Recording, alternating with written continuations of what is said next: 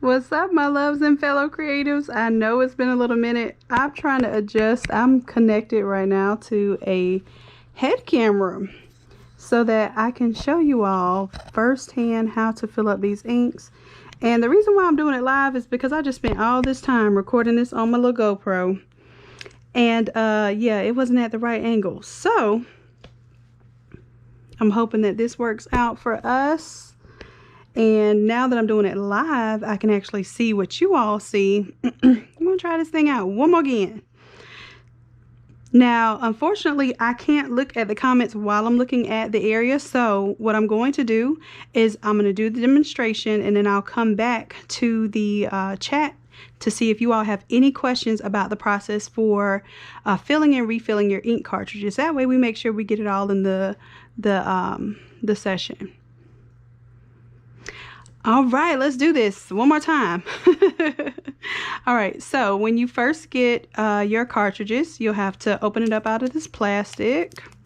And let me see here if I'll be able to do it without any knives or scissors. I think we got it.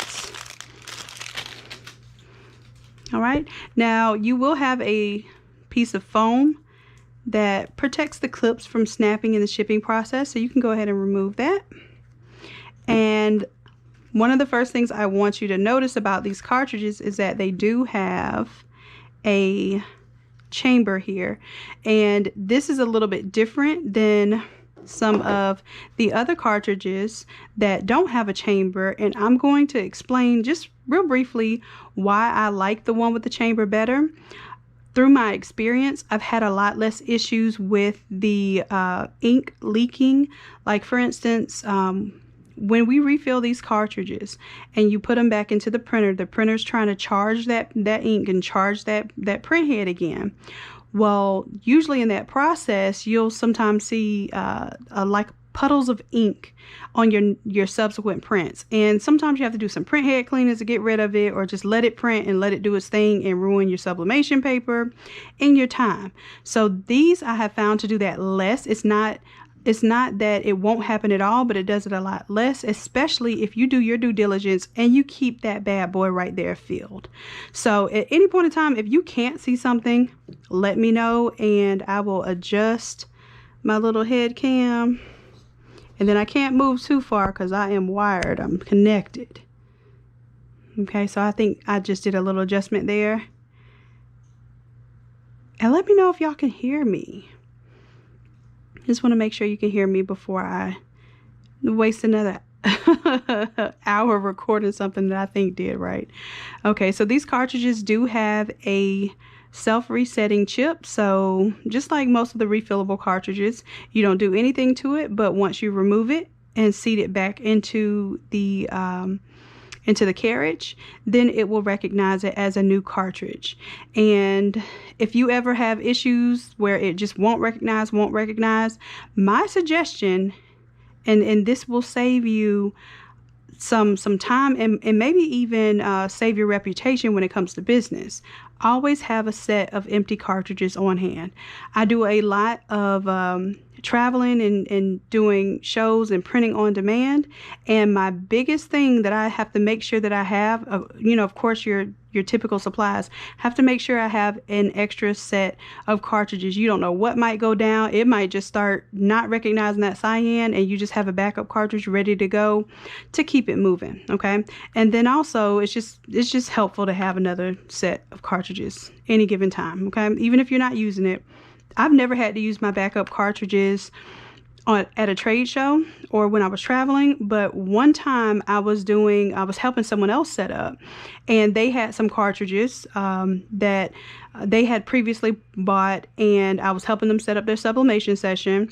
And what happened was their cyan, that's where I got that example from, the cyan, just would not recognize. And I just happened to have an empty set of cartridges on me, pop that baby in, and all I needed was that one cartridge and everything else acted right. Okay, so keep that in mind. Just get your extra set of cartridges if you can, and that may save your reputation when it comes to business. All right, so enough with that spiel. Let's get to it. I'm going to go ahead and lay these out as I'm going to fill them.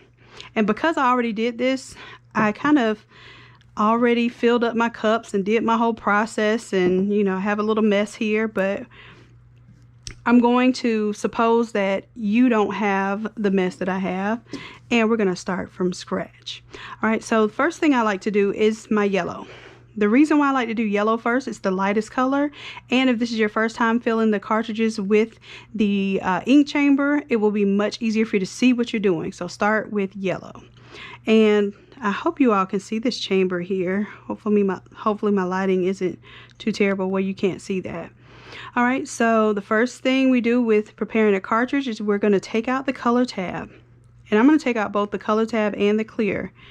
And I do save these. The reason why I save them is because there will be a point of time in which you drop one of those little color tabs. You don't know where it went, where it rolled to, and these will be a lifesaver for you. The other reason why I save them is because if I'm storing a cartridge, let's say I'm going to pre-fill some carts so that when I take to my show, I'll have some carts already filled. I do keep them for travel because it keeps the system sealed until you're ready to use them. All right, so the next step, I have both holes open here, if you can see. I'm going to take my color tab now and place it into the air vent. This is the air vent. So if you think about it, where the ink goes in is like where you take in your nutrients. That's where you eat and drink from. That's the air vent. Use your imagination, okay? So where the ink goes in is usually closest to the front. Where the air is usually the back. Okay, so we want to make sure that we're filling in the fill hole and not in the air vent. All right, now the reason why we're closing it off is because we're going to prime these cartridges, which requires it to be airtight. If you look at the bottom, it is sealed. Keep it sealed, okay? Keep it sealed, Sublimator. Keep KISS. All right, so this will puncture naturally when you place it onto the print head or into the printer cartridge. So once this is broken, you actually have to, and normally I'll put on a pair of gloves and seal it when I'm refilling it because you'll need it to be sealed in order to do the priming process. So I'm going to place some gloves on this time because I was real bold last time. I did it without gloves. And as you can see, I'm sort of unscathed, but I don't know if lightning is going to strike twice. So I'm going to do what I should have done in the first place, which is put on some gloves. And also make sure you have some type of protected surface because sublimation ink can and probably will stain. And my carpet could be a testament to that. Alright, so these are some gloves I got off of Amazon.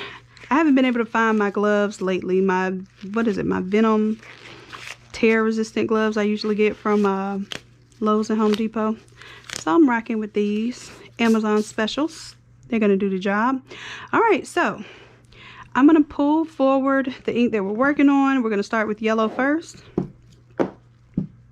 And I usually pour it into a cup.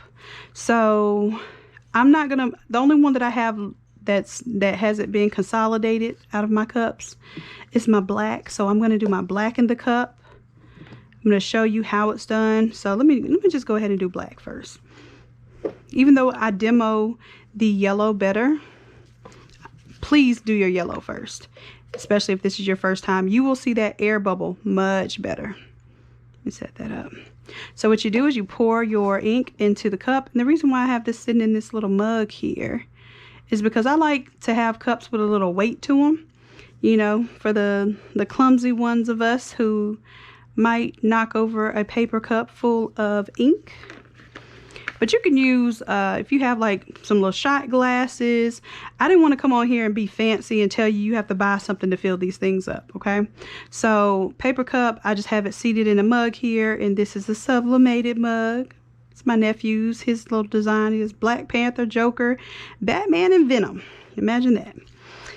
Okay, it's like little boys don't discern between the good guys and the bad guys. They just like the characters that they like. All right, so I'm taking out the color tab and the clear tab, and regardless of which, because the black one does come with it in the right place, but I still take both of them out, and I take the color and plug the air vent. So ink goes in here and the air is to the back.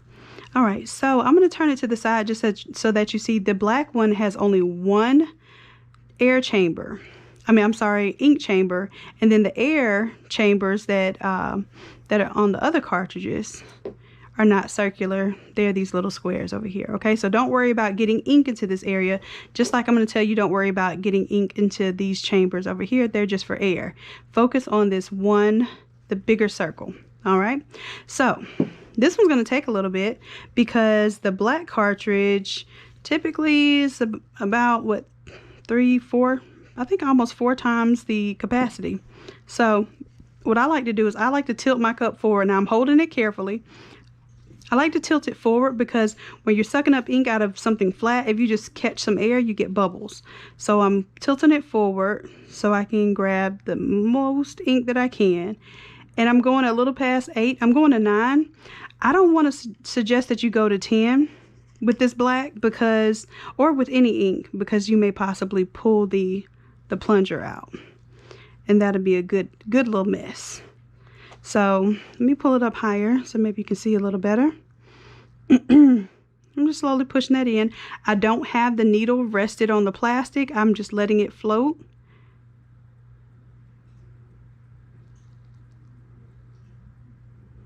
And that's just 1. So I'm going to do the same thing here for probably, I think we're going to end up doing 5. Until we almost get to the top, basically. Because you want enough ink in it to where you can pull ink into that chamber. Now you have to be careful about tilting it to the side with these big cartridges because you will spill ink. All right, so that's 2, and we're almost halfway done with 2. Grab some more ink. Going a little past 8 into the 9. And I'm being neat. I'm trying my best not to get any ink splatter or anything anywhere outside of my hole because you want to keep these as neat as possible. Anytime you have dried up ink, you have a potential for issues, so we'll try to keep it neat. And then I always have these little pieces of paper towel that I tear up, little tiny pieces. I'll show you how to do that later. Just because it's easier to have some little tiny paper towels around. Clean up those little messes. And let me hold it up a little bit for you. I think that's number 4. And as you can see, we haven't reached the top of the circle yet. I like to make sure that I get at least to the top of the circle, if not to leave a little. I leave a little bit of air at the top. I don't like filling these so much so that I run the risk of pulling ink or pushing ink out of the hole and making a mess. So we'll do one more 9 milliliter fill. And if it's too much, it's fine. You just put the remainder of it back into the cup. Don't stress about it. But definitely don't overfill and make a mess. So 9 brings me right to the top of that circle. I still have a little air at the top, which is how I like it. Now, the interesting part here is that we're going to pull some air out of here and it's going to force ink into that chamber. Now, like I said, we're not going to worry about the section over here because that's naturally for air. All right, so let's get into it. I like to, well, let's go ahead and remove. We're definitely going to get a paper towel here. I'm going to fold it once and pull out the needle. Now I just gently hold the pink part and twist it. Okay, you may have a little extra ink. This is why I like to work with the yellow first, because the yellow is the lightest color, so if my other inks happen to touch, it does nothing to the subsequent inks. So we're doing black first, so I will basically have to make sure that I change out my paper towel because I definitely don't want black getting into my yellow. All right, so I'm going to place the needleless syringe, and I want to know if y'all can hear that. It's like a little creaky sound it makes when it's in there good. So once you hear that sound, you know it's in there good. You're going to double check, make sure you have your air vent plugged, and then you're also going to make sure that your nozzle source is sealed. And if it's not sealed, then you just take your gloved hand, take your thumb, put up under there and apply a little pressure, and it'll seal that off while you're doing this process. Okay, that's what I do when I'm refilling. All right, let's do it. We're going to pull up to the 8 milliliter mark and just let it go. And with the black, it slowly pulls in because it's a larger cartridge. So it's not going to do quite like the smaller ones. You'll see the smaller ones we pull and it'll shoot back down. And I'm not seeing any air in there. It looks like it filled perfect, and that's why it stopped. It looks like there's a little bit of air down here in the air chambers, but that's where the air is supposed to be. So this one's good. It did it in one pull. Now I'm going to go ahead and push that. I don't suggest you do this. I'm pushing this ink back in. It doesn't have any air in it, so it's going to be fine. Okay. But when I pull it out, because I pushed ink back into it, it might have a few little splashes come out. So you're going to be aware of that, and it'll. Okay. So that was me trying to make sure I had maximum ink in there. And like I said, you take your little handy dandy pieces of paper towel and clean that right on up. Now that was me making a mess on the video. How come that didn't happen the last time when I was recording? But it's because I have on gloves. I'm telling y'all, I don't make a mess when I don't have on gloves, and as soon as I put on gloves, it's like the mess just comes. All right, so now that this is completely filled, I have ensured that I have ink in my circle here. Now let me tell you this, if you have less than half of this circle filled, you can prime again. But what you have to do is you have to completely empty out any ink and any air that was in the syringe, and I'll do it again. Place it back into the cartridge, and then you do another pull. And when you do that second pull, I'm not going to do so much because I know that it's basically already full, so I'm just going to be pulling ink for no reason. But when you do that second pull, it usually will fill that bubble up just a little bit more. That time I heard the air. So this one's good to go. Now, if you are immediately going to put this into your printer, then you're going to take this color plug and place it into your fill hole, okay? You're going to leave that vent open. Now, if you are traveling with this cartridge, let's say you're doing what I was telling you to do, and you want to make sure that you have an extra set of cartridges ready to go on demand, you just use that air vent plug and you plug it up. And this saves it for later. It's sealed at the bottom naturally because it's a new cartridge. Now the air vent is plugged and the fill hole is plugged. So whenever you get ready to place this into your printer next, you just remove this air vent plug and it's ready to pop in there and go. All right, you do not want to run this with the air vent plug in there. That is a big no-no. That's probably the easiest way to try to write me and say, hey, my cartridges aren't printing.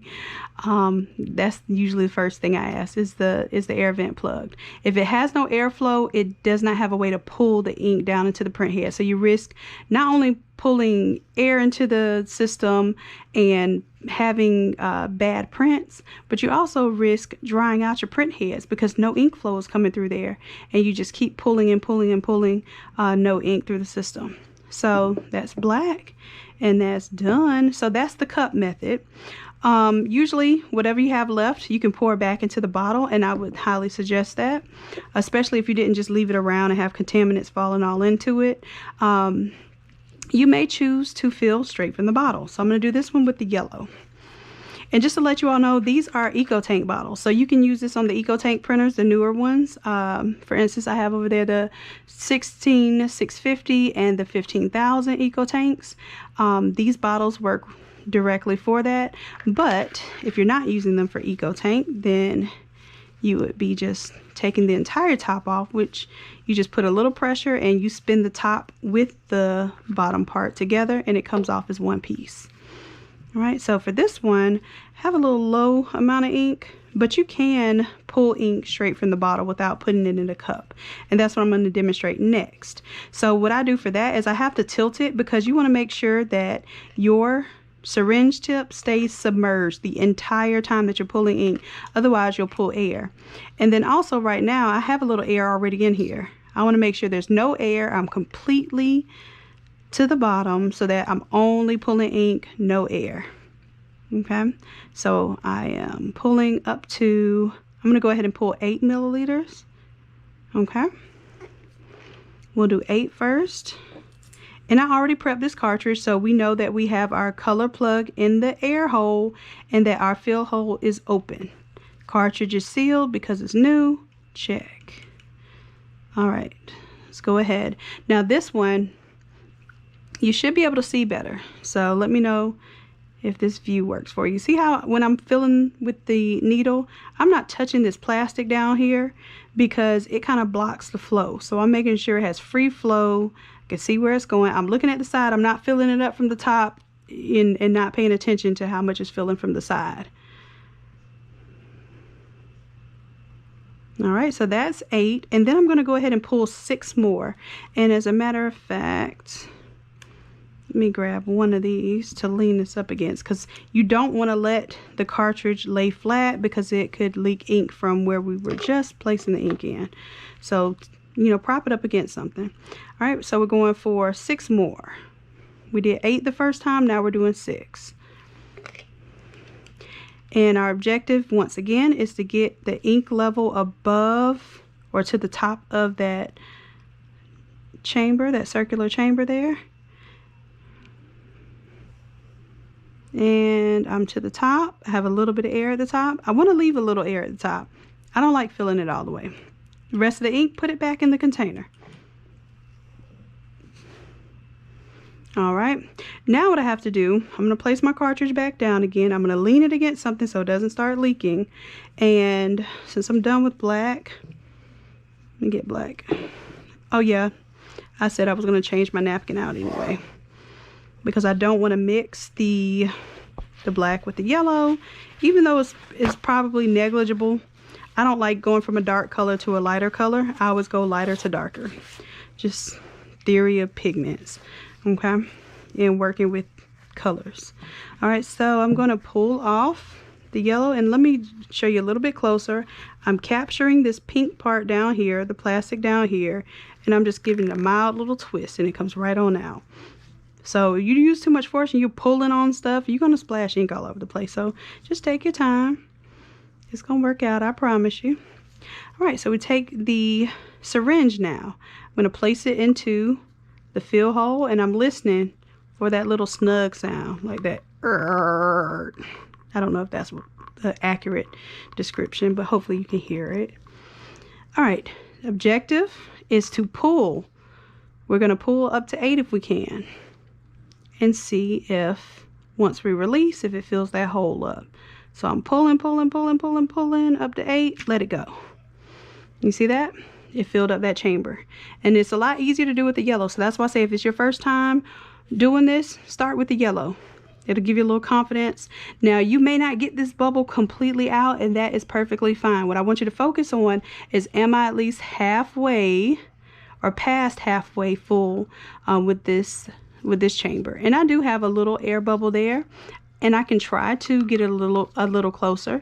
But what I'm going to do, I'm going to pull this syringe out. You'll hear a little bit of air release, and then you're going to push that air, because it's going to have a little bit of ink, back into the bottle. And what I do like about using the bottles to fill, when I push it back in there, it perfectly seals that off, so I don't run the risk of splashing ink on anything when I pour it back into the bottle. All right, so let's try it again. You hear it? A A little creakiness over there. All right, let's pull again. And I'm putting some pressure on the back of this needle with this finger as I pull up. So I'm not just pulling up. All right, and it's a lot more filled. It's almost perfect. It has some little tiny air bubbles in there, but by the time we get ready to place this into the printer, most of those bubbles would have settled down, and it's not necessary at all to get all of those bubbles out, okay? All right, so I'm pulling that one out. Any excess ink, shooting it right back into my bottle. Now at this point, we're going to take the color tab, put it into the fill hole, and the air vent. Because I'm storing these, basically I have plenty of printers. And matter of fact, I think 7710 is operational. I have like 4 working right now, and they all have cartridges. So what I'm doing is just saving these for later. So if I have a quick issue and let's say it's saying my yellow is empty and I'm on the phone or I'm handling business, I can just take one of these empty cartridges and pop it on in there and go about my business if I absolutely needed to. I don't suggest doing that though, because then you end up with a cartridge that's not sealed, and it's hard to maintain a cartridge that's not sealed. Once you break that seal, it's pretty much a done deal. All right, so I only do that if I absolutely have to, or like I said, if I'm at the trade show and I don't have time to really refill and I have some cartridges ready, I'll pop it in, and then the other cartridge is just, you know, I might even dispose of it if need be, if I don't have any other printer to put it into. So let's do Cyan next, because I think you'll be able to see Cyan a little bit better than Magenta. All right, here we go. Procedure is remove the color tab, remove the clear, and normally what I do is I remove these because you're going to get brand new needles. So I remove these with that blunt needle tip. It's so easy to pull it out with that blunt needle tip. But I'm using my nails with the gloves on them right now to pull them out. Not impossible. Here it is. All right, and we said we were doing Cyan. So let me get something to lean it up against in the meantime. I'm going to go ahead and place my needle. Well, I'll leave it here for right now, just in case we need it for anything. But here's the other thing. If you didn't happen to fill this up as much as you want it to, and you want to go ahead and top that off, you can put more ink in it afterwards. However, this is a good level to go ahead and put it in the printer. It's a good read level, because the computer's just going to arbitrarily, it's supposed to be a system to it. So I'm not going to insult it by saying arbitrarily, but the printer is going to guess how much ink is in your cartridge. So as long as you have it filled to about this level, it could be a little air at the top, it's going to assume that that's a full cartridge and you'll do fine. If you put this cartridge back in there, if that printer tells you, hey, I'm empty, change out my yellow, and that cartridge is halfway full and you go put it back in there, you just pick it up and put it back in there, reseat it to reset the cartridge, what you're doing is, yes, you're tricking the computer or the printer initially to let it know that you have a full cartridge, but you're setting yourself up for failure, because if it ever gets all the way down here and it starts pulling completely air, number one, it empties your chamber out completely. So you have to reprime. The second thing is you run the risk of drying out your print heads and having more issues, because you never want to let your cartridges run dry. That's why Epson ink, if you ever use the genuine ink, they always sound like they have ink inside of them even when it says it's empty. It's because they don't want the cartridges to go dry. They'd rather you throw away a little extra ink than sit there and try to push it to the limit like some of us do them gas tanks, i.e. me. So don't push it to the limit. If it says it's empty, just top it off. Even if it's just a little bit, go ahead and top it off. That's my lesson on that. All right, so let's get back to regularly scheduled program where we're going to fill up this cyan. All right, so once again, we're going to open the bottle, grab our syringe over here. It already has a needle on it.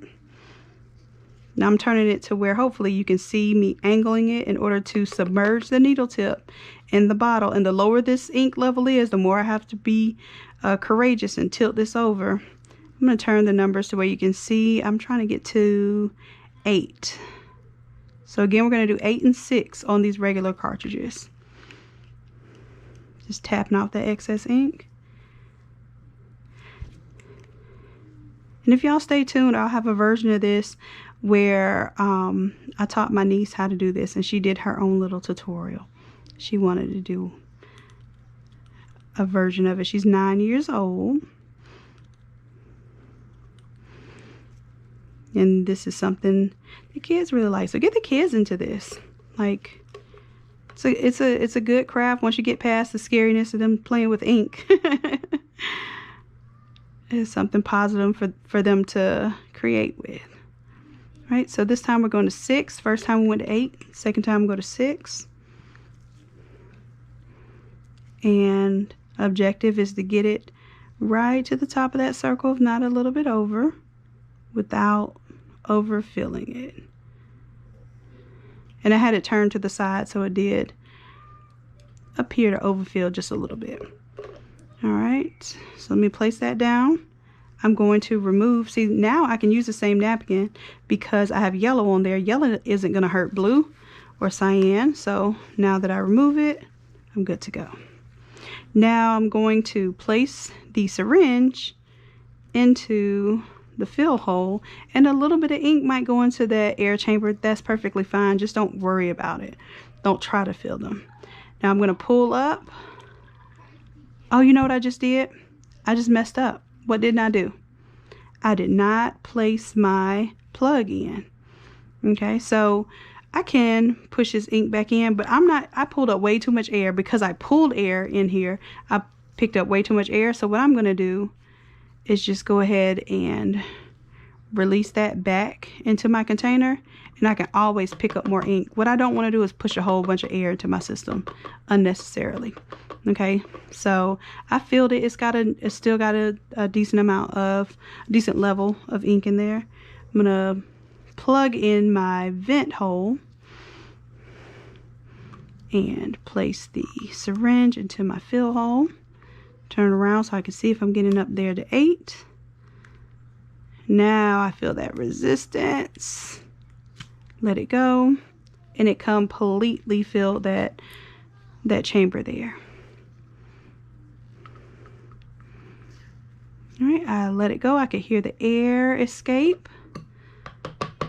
I'm good on I'm not magenta, cyan. And if I want to, because I did have a little oops there, I take my paper towel, my little square, and I clean it up just like I would with a Q-tip or something. And just keep that clean and clear, because you don't want crusty ink anywhere around your cartridges or your print heads. All right, so let's go ahead and put the color plug into the fill hole, and the air vent is plugged now with the air plug. And there's one more we need to do, magenta. And I'm real bold because I've been letting these things stay open as I work. Let's see, we'll do magenta next, and let's lean it up against, we'll still lean it up against this yellow. Right, and there's not so much magenta in here, so you're gonna see what I'm talking about when I tell you I have to pull it at this angle. So let me take this needle and syringe, pull it off to the side, and we don't need it right now. We're focused on the magenta. And I'm going to tilt. Make sure before you use it that there's no ink, so it's fully depressed. There's no more that I can press it right now. You do not want to pull air. And I'm tilting as I'm pulling because I want to make sure I don't get any air in this syringe if that's at all possible. And you can see some air did pull in there, and that's because I'm very low on ink in this bottle. So my goal is to get to 8. And I did all that, and I didn't even have my cartridge ready. So to prepare the cartridge, we pull out the color tab, pull out the clear tab,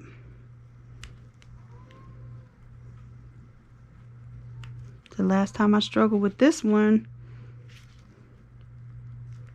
Ugh, come on, baby. Here we go. All right, so air goes in the feed hole. I'm sorry, the ink goes in the feed hole and the air will come out or escape from the air vent.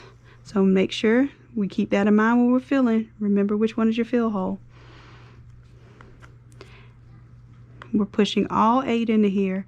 I'm not resting on that plastic. I'm not puncturing. Do not get close to those sides either. You don't want to puncture the film that is basically holding the ink in place. You puncture that film, you will indeed have leaks. Bad ones. All right, so that was 8. The next pull we want to do is 6 milliliters. And I think I have 6 in here. I'm just going to have to be a little more dangerous with my tilt. And it puddles here pretty well. The way the bottle's designed, it's more narrow towards the top. So I actually have this almost tilted 90 degrees and it's not at a risk of spilling. All right, so 6. We're gonna go ahead and push that in and slowly do the last part of this because you want to make sure you're not overfilling it. You just want to get up to the top of that hole and we're good. I hope you can see. I put the remaining ink back in the container there. I'm gonna place my cartridge down so that I can remove the needle. Push out any additional ink and air because we're getting ready to use the same syringe to prime. I'm pushing it down till I hear that little creaky noise. And then I'm going to pull it up to 8 milliliters. And I made the same mistake. I forgot to plug my vent hole. Just got so excited there. So I'm not going to push all that air back into there. I'm going to pull it out and put it back into my bottle. Now, before I even pull this, before I even push that in, I should have known better to plug my air vent up. So this just lets you know even the most experienced make the same mistakes that you might make. But I'm glad that I'm making them in front of you, because if you run into that issue like, well, why is the syringe not pulling back down? This is supposed to be a closed vacuum system, right? So airtight. If I pull on this, it should automatically want to pull back down because of the closed system. So if you pull on it and it doesn't pull back down, you either have a leak somewhere, for instance, this down here is punctured, or you don't have your air vent plugged. So keep that in mind. If you have that issue, something's going on, and it may even be a puncture in your bag somewhere. So if that's the case, get a new cartridge. Don't play with it. Don't risk it. All right, we pulled up to 8. I feel that resistance. I let it go, and it automatically pulls down. And see, when it automatically pulls down, it filled me up to about halfway. So I know I'm going to have to do this one again. So I'm going to pull out. I am not going to do it again with that air in the system. A little bit of ink and a little bit of air came out. That's perfect. And I'm going to do it one more time. Push my syringe in till I hear it creaking. I'm going to pull on it to 8. Let it go. And this time a little more air got in there because the air went into the air chamber, but more ink got in there as well. So now if I look at it, let those bubbles kind of settle a little bit, I have way more than half of my hole filled, so I'm good. And like I said, if you did have an interest in topping it off because you feel like maybe you pulled a little too much ink out of it when you forgot to put your air plug in, then you can put the needle back on and fill this again. If you feel like you didn't get the circle filled enough, and when I say enough, at least half is what you need, then you can pull on it again, let it go, and see if it fills more. If it didn't fill any more, then you just have what you have and you're fine. All right, so now I'm done with all 4 cartridges. I'm going to clean this top up. Even though it's not messy, it's just that the cleaner you keep it, the longer these cartridges will last and the less likely you are to have print head clogs. All right, so let's take that color tab, place it back into the fill hole now. We'll take our clear vent plug and plug it only if we are traveling with this or storing this cartridge. Otherwise, if you're putting this back into the printer, do not put anything in the vent hole, okay? All right, so that's the full set there. I did want to show you the other cartridges, the way that you would fill them, exactly the same way. You would take your needle, you would pull out the fill. Now these are cartridges that have been used some time ago, so the printer will tell you, hey, your cyan is empty, or it cannot be recognized. At that point in time, you pull it out, you say, okay, it still has some ink in there, but I'm not going to push it. I'm going to make sure that I fill this up and then reseat it. If you say, oh, there's ink in there, let me just go ahead and pop it back in there. You're setting yourself up. You're going to run that cartridge dry and you're going to run yourself crazy. All right, so I'm going to show you. So yellow is the easiest to see. Well, yellow you can already see. But I wanted to make you aware. I was going to see if I can pull this off easily with these gloves on, and I might not be able to. I was going to pull off one of these cases so you can see what it looks like. I don't want you to do it. Let me see if I can pull it off with these gloves on. I could do it with my fingernails. There we go. So this is a protective casing. This plastic is not what holds the ink in there. But you want to be careful. You don't want to do this just for no reason, unless you just want to explore like I do and risk a cartridge set. But just make sure you have another cartridge set before you do anything like this, because I am risking puncturing this plastic right now by exposing it. So let me show you what it looks like. All right, so pull that out. So this is where the print head pulls the ink from, this chamber, and that's why you want to keep that chamber with ink in it. Matter of fact, let's go ahead, let's do a top off and see if I can show you anything here while it's exposed. See if I can get a little more ink.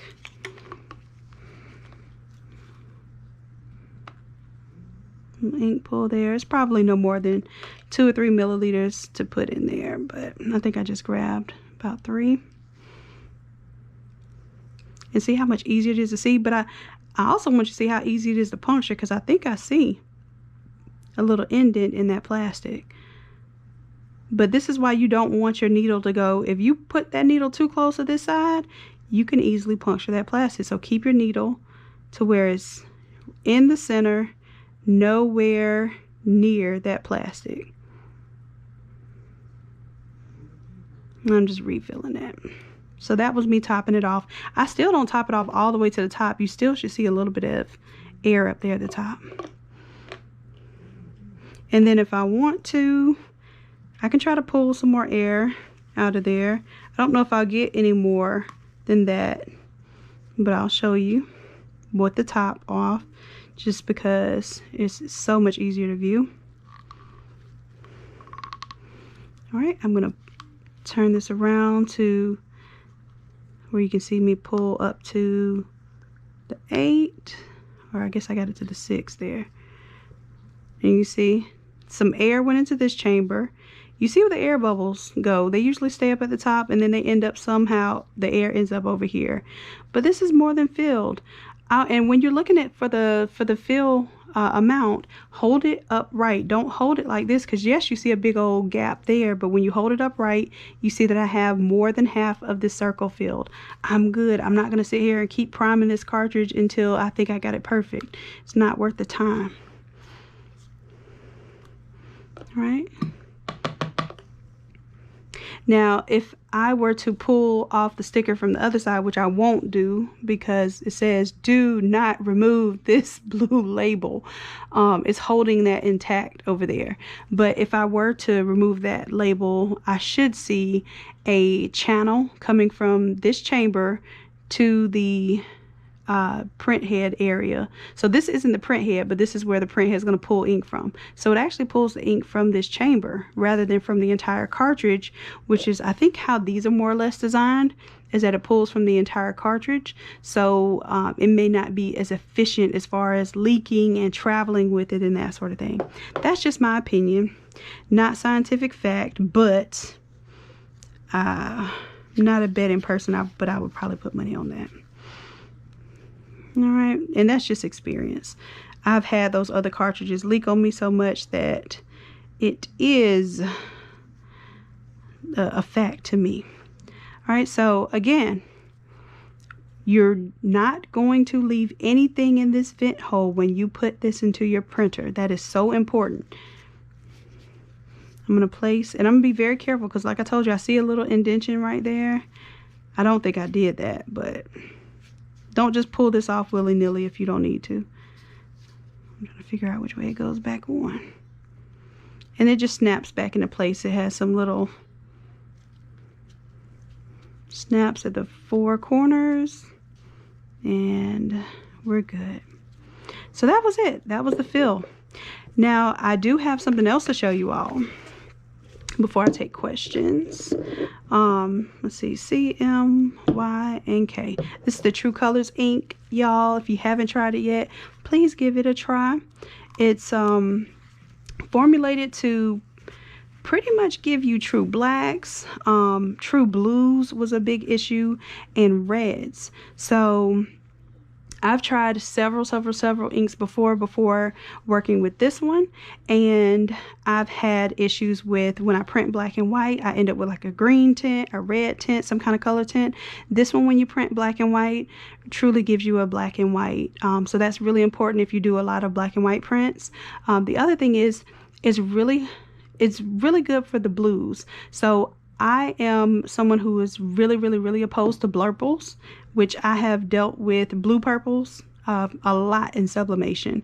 So this ink is much better with really showing true blues, and that's why I named it True Colors. Okay, so magenta is going to give you a good vibrant reds and pinks, and then the yellow actually gives you a true yellow. I've had other ink in the past where my yellows, every time I try to print a pure yellow, it would give me like a yellowish orange or a golden yellow, so I would have to manipulate it to be more of a green yellow in order to get a pure yellow, and this is going to give you a real yellow. Okay, so I'm going to show you this little trick too.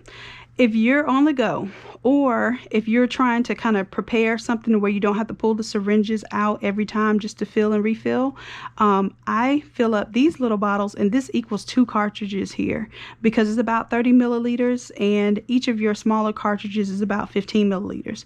So I take these on the road with me and have them ready to go so that I don't have to fill the syringes. Now, I'm going to tell you this, if your prime area or your ink chamber is not filled, you're going to have to prime it anyway, so you can use a needle then, but you only need the needle just to pull the air out of the system. You can use this to fill it up, and then you could prime with the needle, the syringe without the needle tip. Okay, so every time your cartridge tells you it's empty, don't just refill it and sit these back in there. Check this area, make sure it has some ink at least halfway filled in this chamber, and then you can pop it back in.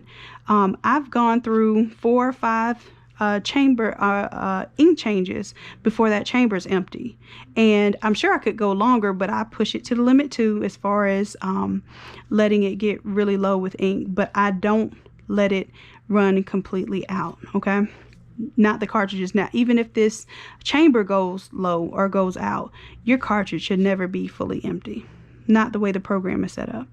All right, so that's that, and I'll show you real quick how I fill these up. Just take off the top. It comes with a little funnel, so that is my magenta, cyan, yellow, so I need black now. And it's probably a good idea to label these. The cyan and black can look very similar unless you have them right next to one another. All right, and it has a little funnel that comes with this set. I'm just gonna pour let it go.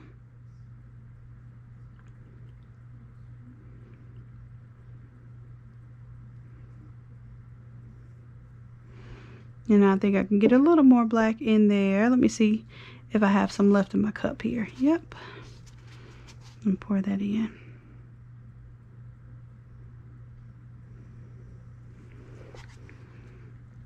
And that's all, folks, as far as that goes. I'm going to check my comments in just a moment, see if any of you have any questions or concerns about this process. But I wanted to give these instructions to you because so many times we get these written instructions and it's so hard to understand what it is that you really need to do. And then on top of that,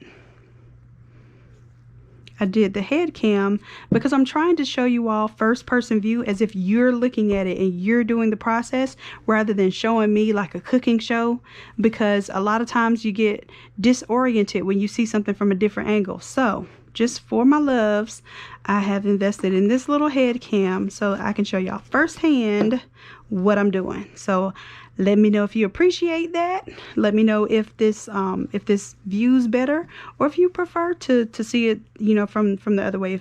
I'm assuming that this makes it easier for the user experience. So let me know otherwise. Okay.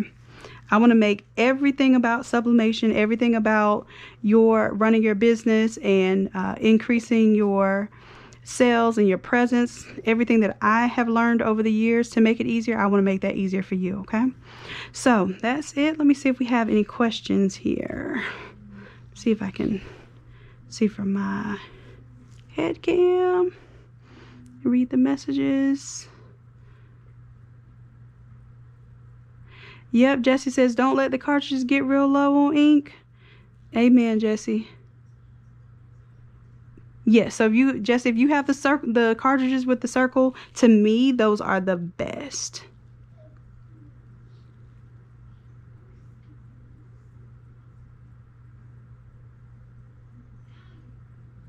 All right, so any questions or anything? I'm gonna I also have the cartridges for the big boy and the ink for the big boy. The 44-inch printer, the SureColor T7270, is not a sublimation printer, but it's an Epson printer, and it's been converted to a sublimation printer with the refillable cartridges and refillable ink. So just like we have this set up here for the 7710, it's just a big boy version.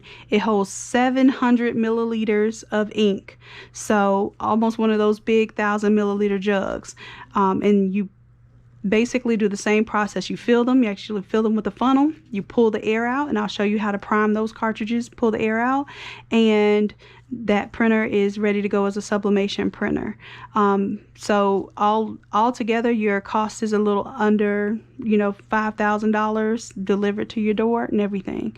I did want to comment for those of you who were asking about how I felt about the Epson Eco Tanks. Y'all, I have to be so honest. I am so happy with the 16650 right now. I'm going to give it some time as far as to see what the longevity of it is. But yesterday I had to do some, unfortunately, some remembrance prints, some last minute remembrance prints. And with remembrance orders, it's usually going to be last minute just because you're dealing with, you know, untimely deaths and funerals and that sort of thing.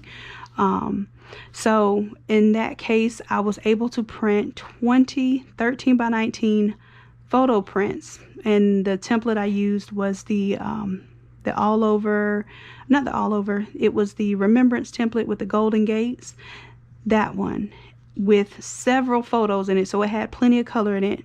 It took 30 seconds to print a 13 by 19 print.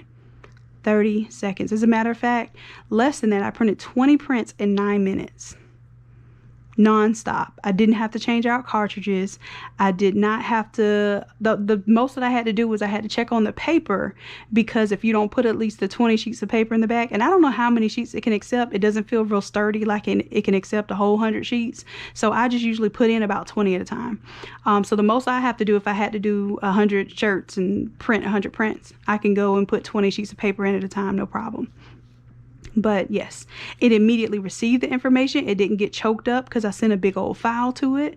I sent the actual Photoshop file too, which a lot of times will slow up the data processing and take time for these Epson 7710s and 20s to think just to print. That thing didn't think, it just did. And I'm really impressed with it.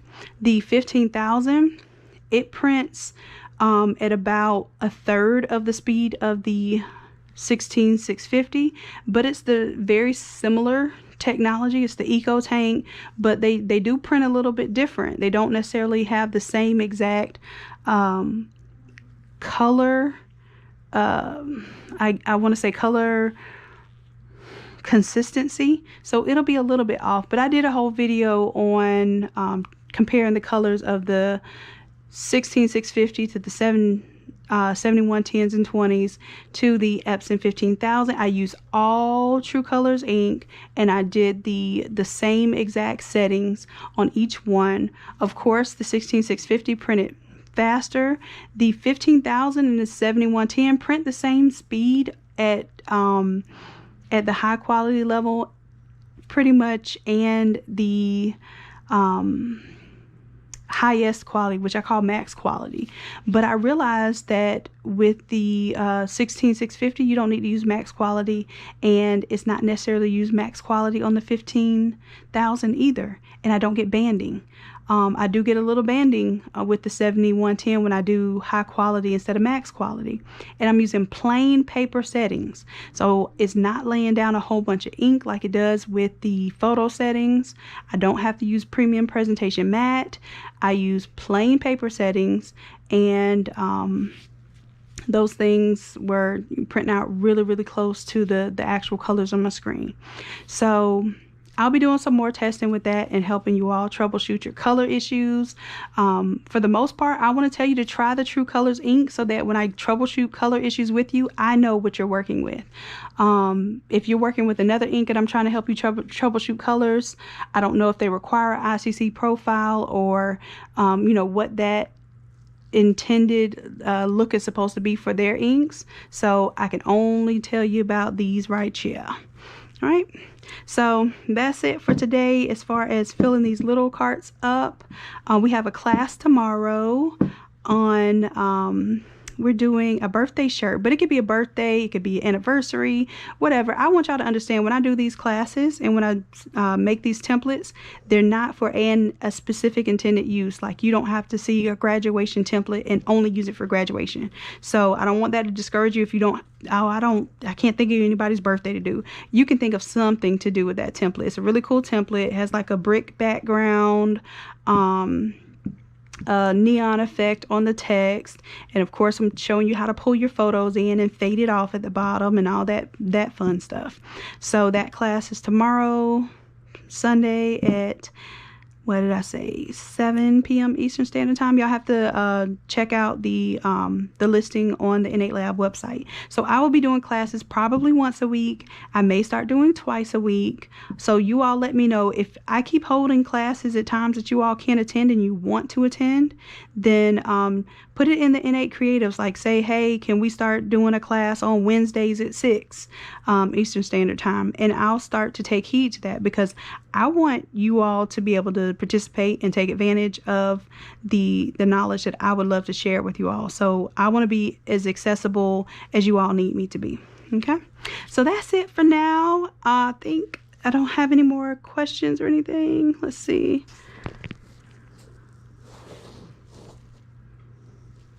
Okay, so somebody asked about the ET 16600.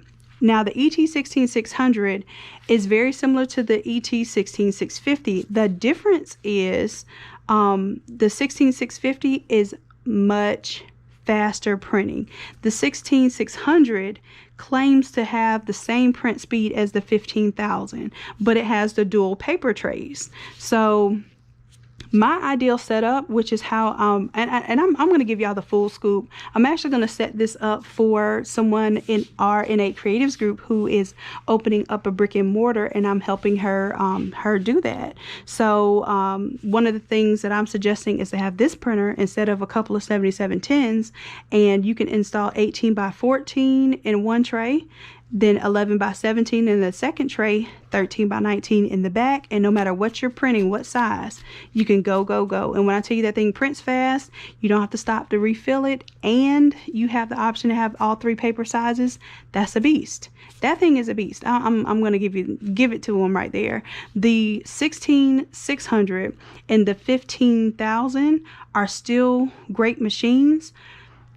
But if I had to choose between the two of them, I would have chose the 15,000 because it is $600, and it prints the same print speed as the $1,000 or the $999, you know, the $1,000 16600. But if I were going to get a 16600, I would go with the 16650 because for $130 more, it has the technology to print almost 3 times faster. That's money. I saw it and I read through the specs very, very carefully before I decided on the 16650. And the thing that stood out to me is that it said it could print 25 pages per minute color. And we all know that means like text and not really heavy graphics. But in comparison to the same 8.5, you know, color text would print 10 pages or 9 pages per minute at the 15,000 and for the 7110s and 20s. So you're looking at almost 3 times as fast. So I said I bought it, like I really spent my own hard-earned money just to be able to evaluate them for you all. And so far, if I'm thinking business-minded, I'm definitely going with that 16650 all day. As a matter of fact, like I said, I'm going to do a case study for you all to use it for that brick and mortar that is opening up, and we'll do a case study, see how many prints we can get done, how fast we can get shirts done, because I already know what the 7710s and 20s do. I had them at my brick and mortar for 3 years and had several of them. Had to have several of them in order to function with the print business, on-demand print business, okay? So this one, as long as I don't see any problems with it, I can have one 16650 to 3 7110s, 7210, 7610, 7620, 7710, 7720. They're pretty much all the same. But yeah, I could have, and matter of fact, I would even venture to say that one of these 16650 replaces 4 Epson 7710s, because I have to stop these and replace these cartridges all the time, and it stops in the middle of my prints. It ruins whatever page it's printing on, and then it might even ruin the next print because it's going to try to continue that print on another page. Don't ask me why that's the case, but yeah, so, and then I have to go back to my computer and hit reprint whatever, you know, wherever I stopped off. If I'm printing 20 and it stops in the middle of 6, I have to count out, oh, it printed 5, so I need to print 15 more. I have to do that with this system. I don't have to do that. The most I've seen this have an error with is when it initially prints. Sometimes when it initially prints, that first little line, that first little band that it does is missing a color, but it straightens itself right back out. So at the most I had 3 misprints out of 100 prints.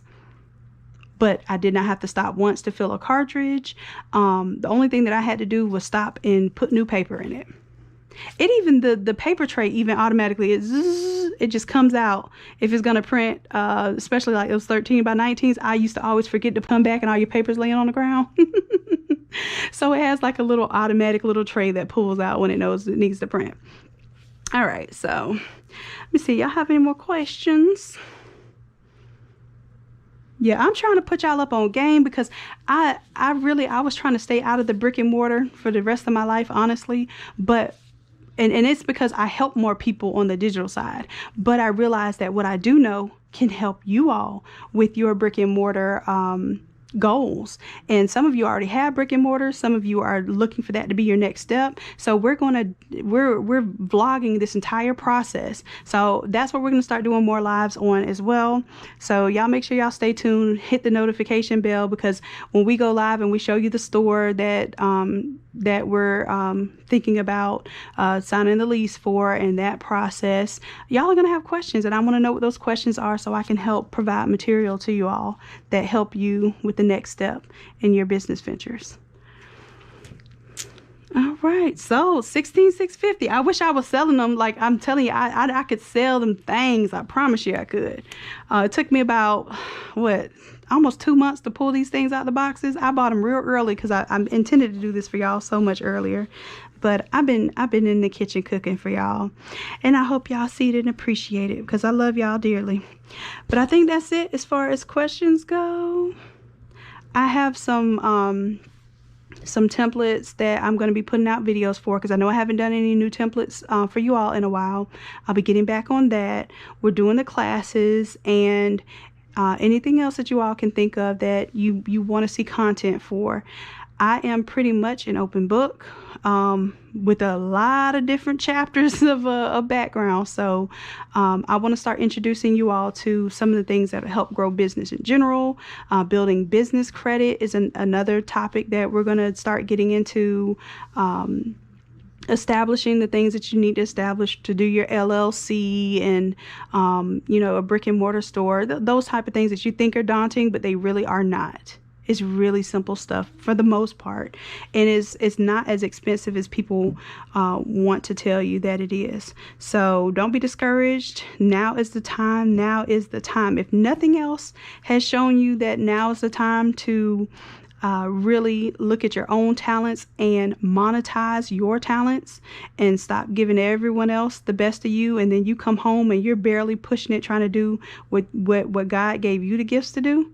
So now is this time, and I want to do everything I can to empower you to get as close as you can to doing this full time, and this replacing whatever income you feel like is available from somebody else's job out there. Okay, so that is my goal. That's my goal. That's my goal for myself. And I hope that it is your goal as well. I hope that you're doing this with the intention of it becoming your career, your bread and butter, your legacy. Your kids are watching you do this stuff. They can't watch you do your job and continue your job, but they can watch you build a business, and they can continue your business for generations. All right. So that's what we own: generational wealth, self-sustaining entrepreneurship, doing what we love to do, being happy, self-fulfilled. And I'll tell you right now, I can work 80 hours for myself and 40 hours for somebody else, and it doesn't feel nothing like the same thing. All right, love. So I'm gonna let y'all go. I got too many other things to do. But I definitely have a lot in the works for y'all. Okay. Love y'all for real. And just for now, bye. Let me know how you like this little camera thing here. Okay. So let me know in Innate Creatives how this system is working for you. Okay. I feel like I'm talking with my hands now. All right, y'all. Bye.